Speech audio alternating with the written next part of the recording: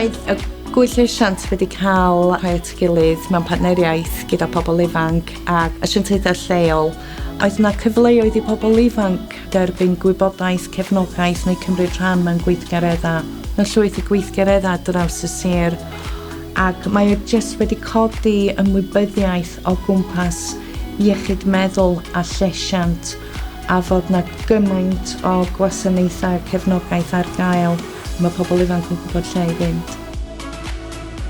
Oedd y Gŵyl yn cael ei greu gan pobl ifanc fel fi. Oedden ni yn joinio Zoom meetings lle oedd pawb yn dod at ei gilydd ac yn rhoi syniadau. Oedden ni gyd yn gweithio fel tîm, doedd neb yn teimlo left out, a oedd just really hwyl i pawb. Yn Gŵyl, o'na gymaint o pobl di ddod mewn i siarad a gymaint o gwmnïau yn helpu ni allan fatha y DPJ Foundation, y Childline ac oedd o'n rili yn effeithio lot arno ni achos oedd y cwmnïau yn rhoi llawer iawn o gymorth iddyn ni a pobl ifanc. Oedden ni wedi cael lot o feedback yn y pobl nath fynd i'r Gŵyl a oedden nhw'n dweud bod nhw wedi really helpu confidence nhw a bod nhw'n really di enjoyo mynd yna, so'n helpu fynd yna eto.